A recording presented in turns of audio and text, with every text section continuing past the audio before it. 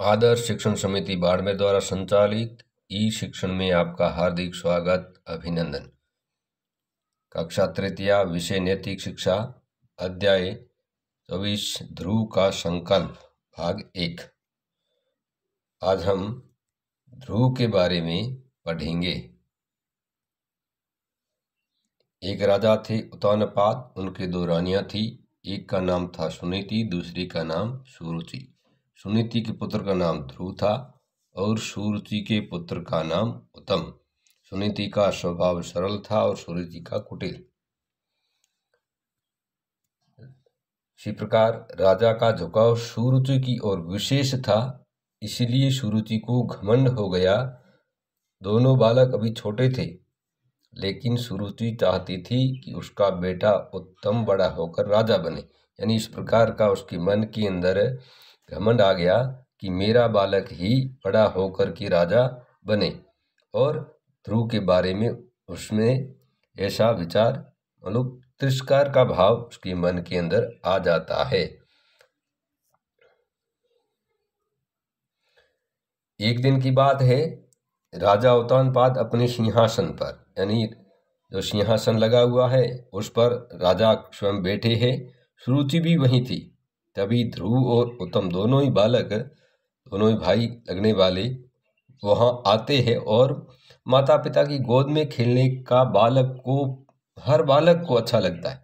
प्रत्येक बालक अपनी माता पिता की गोद में खेलना चाहता है, खेलने से बड़ा उसको आनंद आता है। तो उत्तम भागकर पिता की गोद में बैठ गया। उसे देखकर वह बालक ध्रुव भी इस प्रकार सोचता है कि मैं भी जाकर के पिताजी की गोद में बैठूं। परंतु जो सुरुचि थी, उनके तेवर बदले देखकर राजा ने ध्रुव की ओर ध्यान नहीं दिया। यानी जो सुरुचि थी वो नहीं चाहती थी कि यह ध्रुव है जो अपनी पिता की गोद में आकर के बैठे। ऐसा उसको अच्छा नहीं लगता था। यानी उससे वह घृणा करती थी ध्रुव से, इसलिए वह ध्रुव को अपने पिता की गोद में भी नहीं बैठने देना चाहती थी। ध्रुव ने हट कर लिया। बालक होता है, कोई भी बालक किसी चीज को देखता है तो बालक का स्वभाव होता है कि वह उस चीज को पाने के लिए, वस्तु को पाने के लिए हट करता।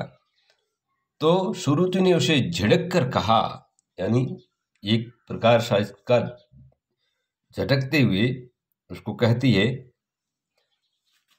झड़क कर कहा, यह जगह तेरे लिए नहीं है। यह जगह यानी जो पिताजी की गोद है, यह उस बालक को कहा कि तेरे लिए नहीं है। इस गोद में बैठने का अधिकार केवल उत्तम का ही है। यानी जो मेरा पुत्र है, मेरी कोख से जिसने जन्म लिया है, उसी का ही अधिकार है केवल इस गोद में बैठने के लिए। तू ऐसा भाग्यशाली होता तो उस अभागिन सुनीति की नहीं, मेरी कोख से जन्म लेता। इस प्रकार उसको तिरस्कार करते हुए इन शब्दों से वह डांटती है। यानी दोनों ही बालक हैं एक पिता के, परंतु जो माँ है वह उस बालक को इस प्रकार उससे बैठने नहीं देती है। और ध्रुव इस प्रकार हट कर देता है, उसको झड़क करके उसकी गोद से, अपने पिता की गोद में नहीं बैठने दिया जाता है। इस प्रकार का एक ध्रुव का हम पूरा जो कहानी है, उसका ध्रुव का जो संकल्प है, वह आगे के भाग में पूरा पढ़ेंगे। अभ्यास प्रश्न में है, राजा उत्तानपाद की कितनी रानियां थी?